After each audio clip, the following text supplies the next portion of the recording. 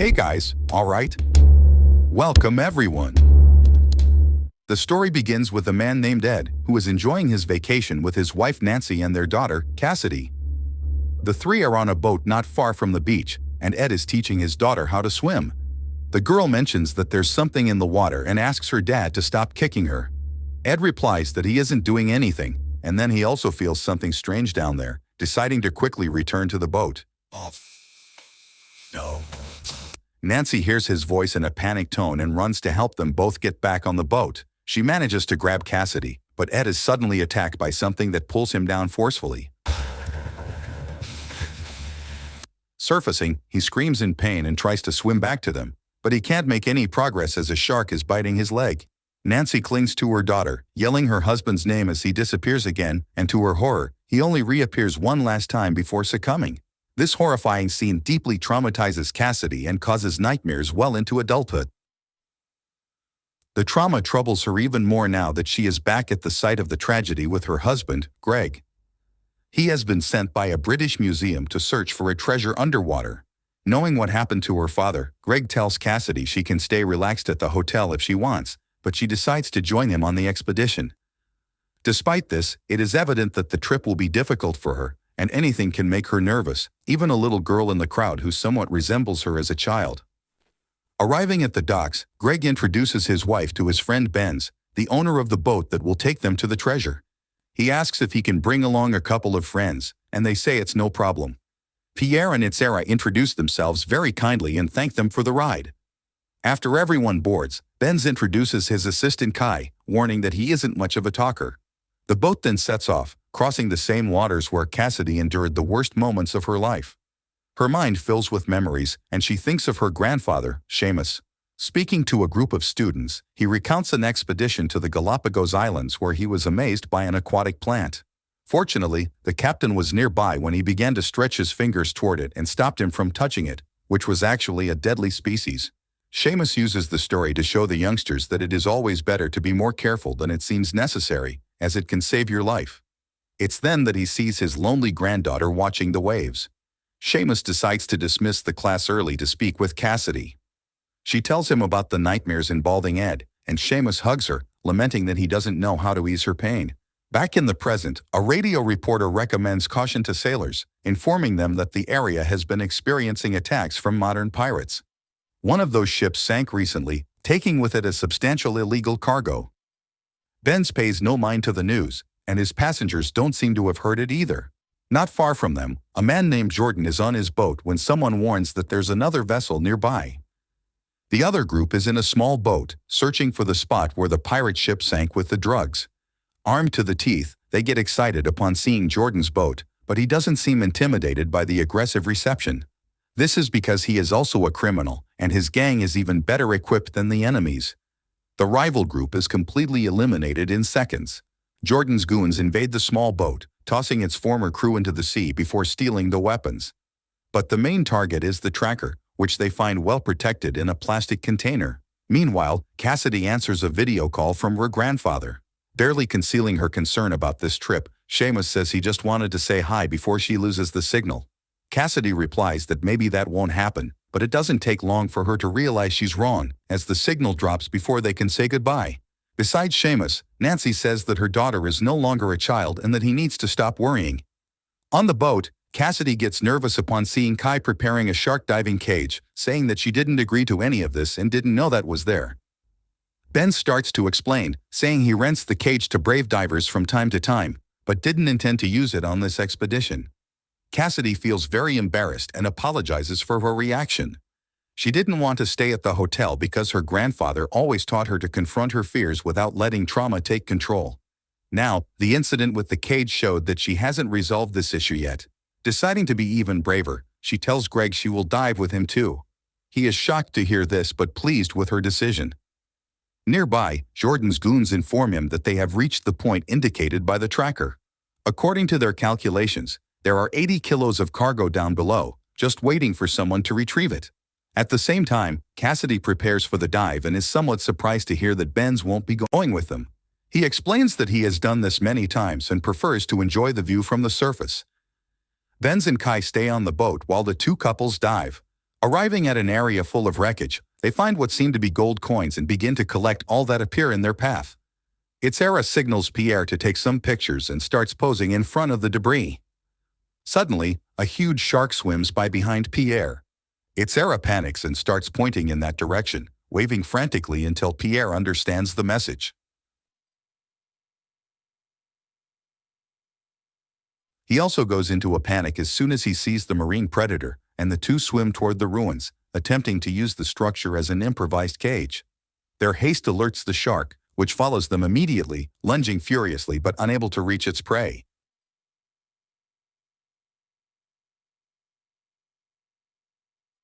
Highly afraid of being there, the couple doesn't wait long enough before fleeing, and the shark returns in time to bite Pierre's arm. He begins to thrash around, trying to free himself, but this only causes him to lose his arm faster.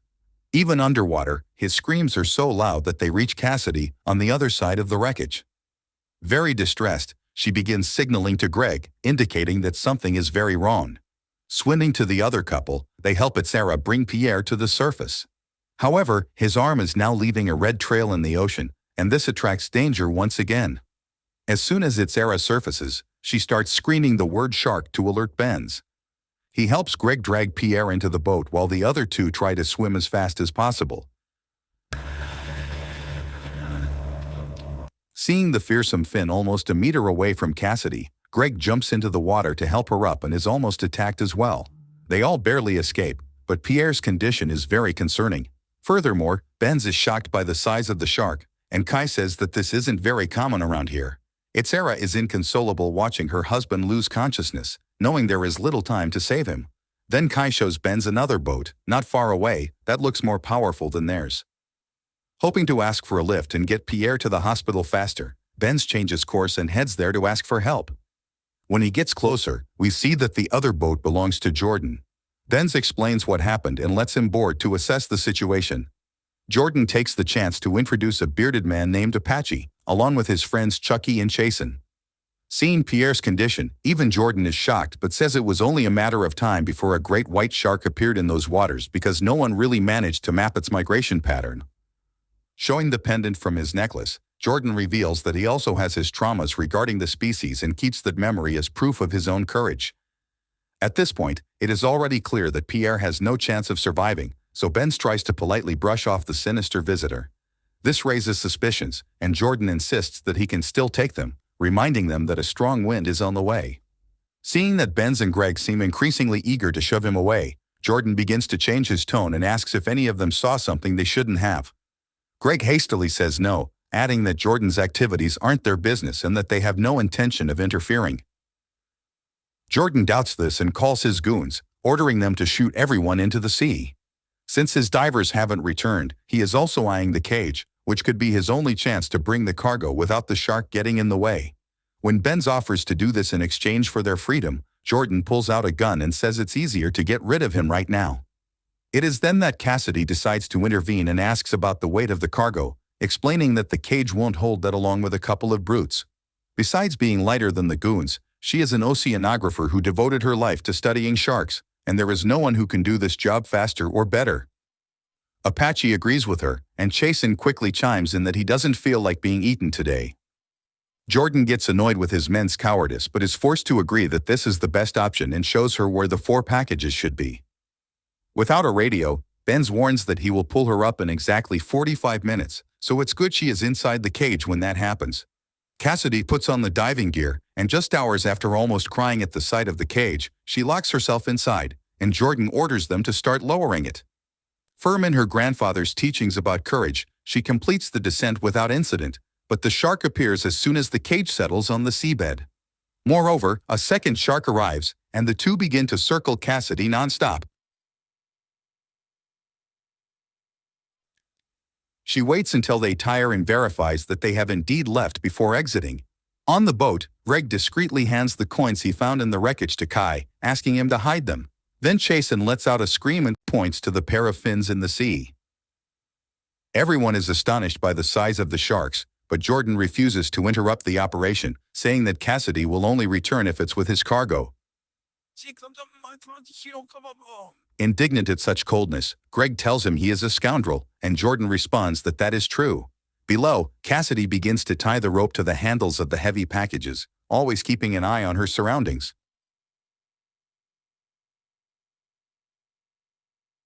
Even so, she doesn't notice the return of the sharks until she sees them swimming very close.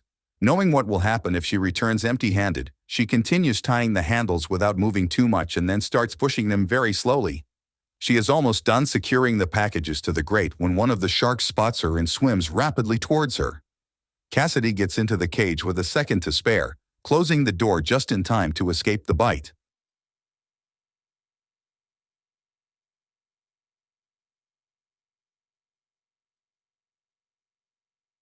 The attack is so intense that the impact is felt even on the boat. Greg begs Jordan to raise the cage, saying that enough time has passed. Now the two sharks begin to ram against the bars, and Jordan finally agrees that it's time to pull the cage. Benz begins to crank the winch with great effort, and the sharks follow Cassidy throughout the ascent. One of them tries to grab the cargo and ends up snapping the line, causing one package to fall down to the bottom. As the cage reaches the surface, Cassidy is completely frantic, screaming that there are sharks down there. Jason reluctantly jumps into the water to get the cargo, then warns that one package is missing. Cassidy explains that the package broke and the cargo spread throughout the water, trying to convince Jordan that it would be useless to try and retrieve it. The villain begins to lose his patience, but just then Jason starts screaming. Seeing that he is being attacked, the other two goons run to try to save him. Greg seizes the commotion to try to disarm Jordan but ends up thrown into the sea.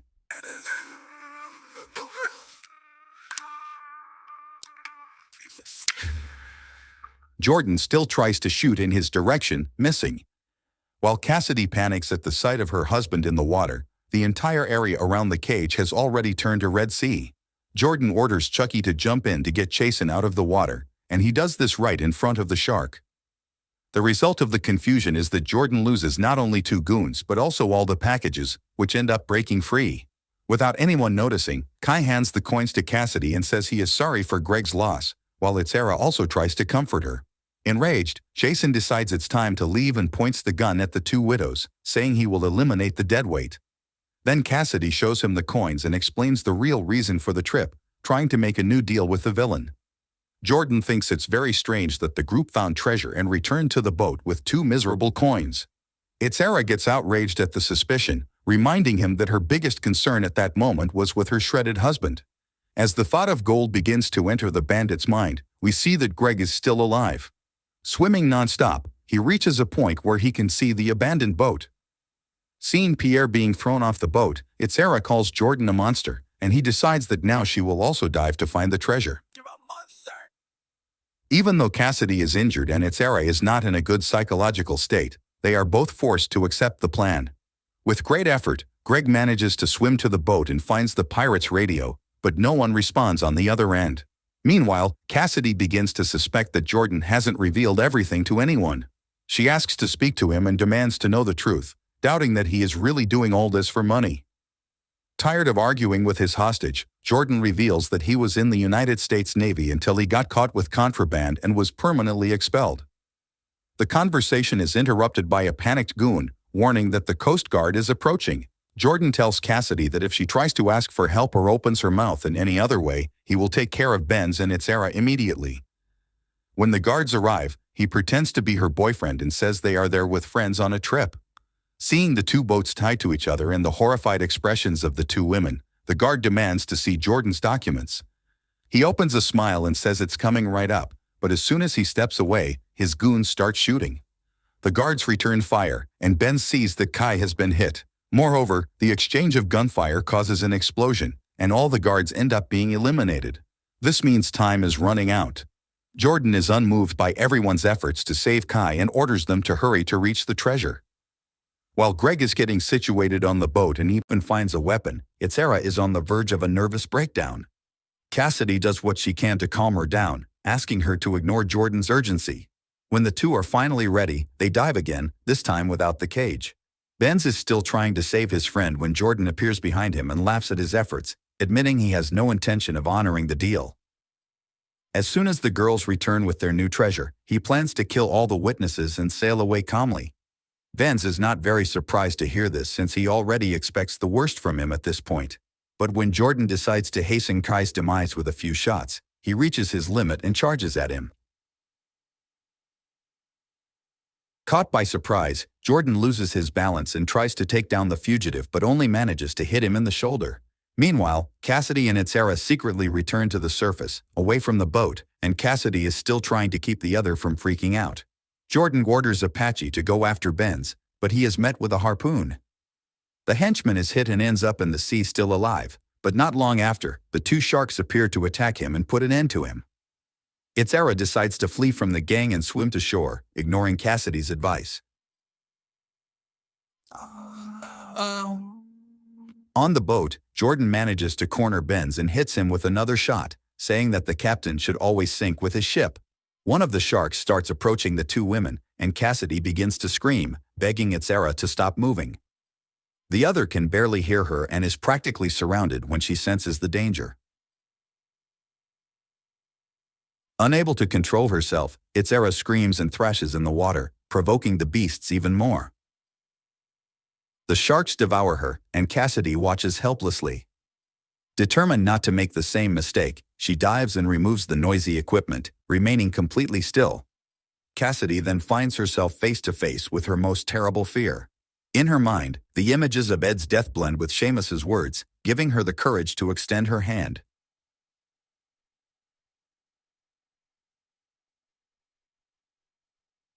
The beast responds to the touch with a slow curve, passing its body along her palm as if it were a loving cat. After this transformative experience, Cassidy returns to the boat and tells Jordan to go get the treasure if he wants it so badly. She is furious to see what he did to Kai, and Jordan tries to change the subject, reminding her that the boat is on fire and will sink soon. Meanwhile, Greg jumps from the boat as soon as he gets close enough and covers the rest of the distance swimming to avoid drawing attention. He boards and quietly begins to look for the criminals but is almost caught by the last goon, managing to disarm him. The two struggle, and Greg uses his opponent's knife to finish him off. At the same time, the verbal clash between Jordan and Cassidy reaches its peak. He is about to eliminate her when Greg appears and forces him to drop the weapon. But then Jordan begins to doubt his courage and truly cannot pull the trigger. The villain suddenly attacks him and takes his gun. Greg only escapes the bullet because Cassidy grabs Jordan's gun and shoots him in the knee. Seeing that he is now in the crosshairs of both, Jordan knows that his words are his last hope, but Cassidy is fed up with him. With a shot, she knocks him off the boat, and he falls right into the midst of the sharks, who tear him apart in seconds. Overcome with emotion, Greg and Cassidy embrace, soon discovering that Benz is also alive. The three are finally free to leave and leave those waters behind. Greg tells his wife that the trauma is now his and asks to stay away from boats for a while. 2 weeks later, Cassidy visits her grandfather and swears that despite the adventures, she is okay.